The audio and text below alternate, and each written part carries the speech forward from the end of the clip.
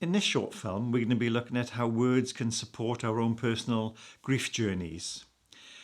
This came from my own personal experience of losing both my parents within 14 months of each other, and I really wanted to try and explore and understand what was making me feel the way I was feeling. So I wanted to try and explore how writing can reflect that and can perhaps help us once again navigate this path, which is sometimes very lonely and is very dark. And although grief is a very natural process, it can also spiral into depression and sadness. But with this section, I'm hoping that we can explore how perhaps writing and words can help us navigate this journey, and perhaps provide some comfort and some understanding of the way we are feeling. So when we feel bonded with loved ones, the body sends off neurochemicals such as dopamine, serotonin, and oxytocin. 3 beautiful words. And of course, when we lose our loved ones, the body loses these.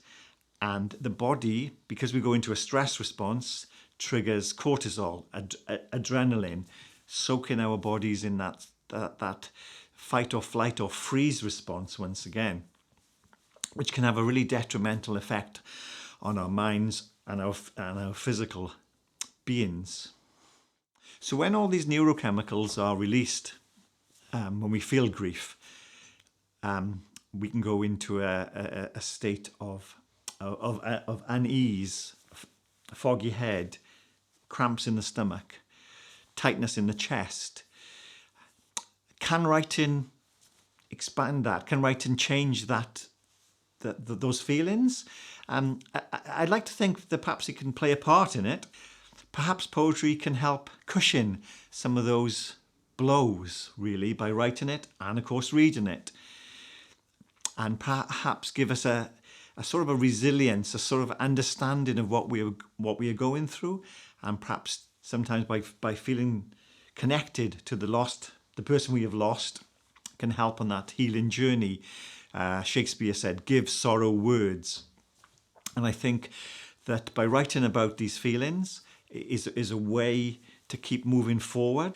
So the poem I'm going to share is called You, and it's a portrait of my dad, which was inspired by an object that he had around him most of his life, a penknife, something which is rather mundane and yet imbued with the personality of my dad. So it started off as a short little sketch, really, about a story he told me about his penknife, but I think it became quite a testament to quite a big part of his personality. And by writing that, I felt quite close, I think, to my lost father. And so it's a very personal choice when you're ready to write about something like this, and you can't force it, because certain objects, because they're so imbued with the personality of the person, you have to be ready to explore that. So it's a very simple way in to writing a poem, but it comforted, and it still comforts me to this day, even though it can be sometimes painful to go back into that world. It's also quite gives you a sense of stoic resilience and connection to the person you have lost. So the poem is called You, for my father. You tell me how, when as a child, you went to the circus and took a penknife hidden in your pocket, just in case, you'd say. The tent didn't collapse that day, but the picture always stayed with me. And as life threw its lances, its other possible smotherings, you were prepared for the failing light. Penknife by your side. A way out is a way in, you'd say. And you always had those exits marked. Then on that silent morning when I found you in bed, everything in its place in our home, I saw your penknife on the fridge, open, sharpened, ready. I picked it up, just in case.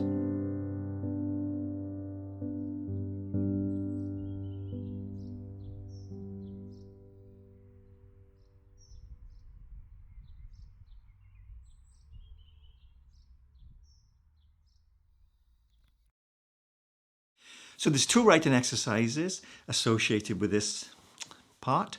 The first starts without words, and it just involves a blank piece of paper and some coloured pens and pencils, and basically start expressing how you may feel about your grief journey and any emotions associated with it, with colours, shapes, designs, but no words at this point, and just fill the page, or not fill, if you wish. And then from that point, sort of step away from it and sort of look at what you've created. Because when you look at what you've created, it is imbued with symbols and hidden words and essences, I think. So what you could do then is almost like, it's like a response to the artwork with words, and see where that goes and what that conjures up. The second writing exercise is sort of based on the poem which I read earlier, called You. And if you could think of an object or a place associated with your loved one, and basically explore it. And what will flow, I think, will be that you will be writing about the person and about your love and your sense of loss. And hopefully at the end you've crafted a poem, a piece, which is like a monument, which will last, and hopefully will give you a sense of perhaps comfort and connection.